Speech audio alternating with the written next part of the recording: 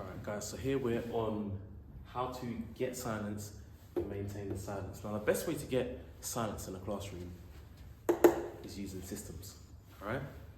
In the previous video, I did talk about systems, so if you don't quite understand what I mean by systems, go back and check. I'll attach the link. I go by the name of Mr. T, and essentially, I just believe that all children should have happy childhood memories, alright? And within school, I believe that every student should have a positive schooling experience. Now, with that being said, why would I ever want a class to work in silence is the question. Now, I'll typically introduce a silence when the noise level has sustained a level which I think is a bit inappropriate for them to be productive, right? And so the way I'll kind of go about that is by letting them know that, look, on the countdown, we'll be entering a zone of 5 to 10 minutes of silence. It could be an hour, right? There was a class where I did it for an hour. They even made a little formula. I might even attach the clip. But so what I'll do is I'll say 5, 4, 3, 2, 1, 0.50, silence.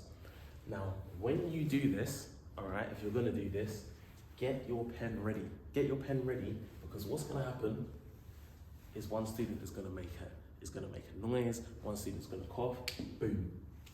Those are your first names, right? Get off to a quick start. All right, so you've got your system. This is gonna be your system here, all right? So you've got maybe a smiley face, okay, maybe an upset face. I always like to exaggerate the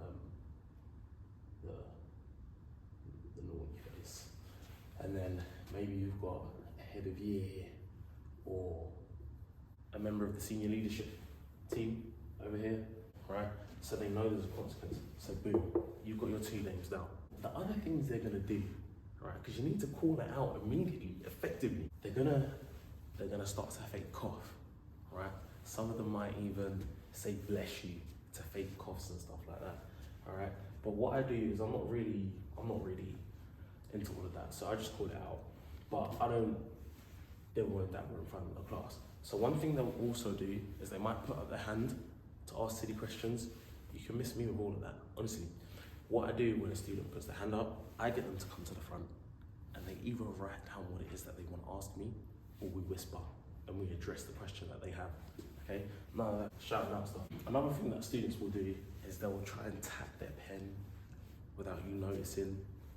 Obviously some students are just good, like none of this will apply to some classes, but some of them will start humming when the class is silent, to try and get away with it.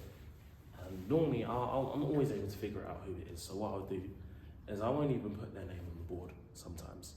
I'll just call them to the front and I'll just ask them, what's going on? Why are you humming? Why are you tapping your pen? And they're just lost for words. And they're a bit embarrassed, they go back to their seat, and the behavior is normally sorted after that, right? But that's more or less how to maintain silence, really. And then what's gonna happen is one of the students, if you wanna end the silence, you can, but that could just create noise.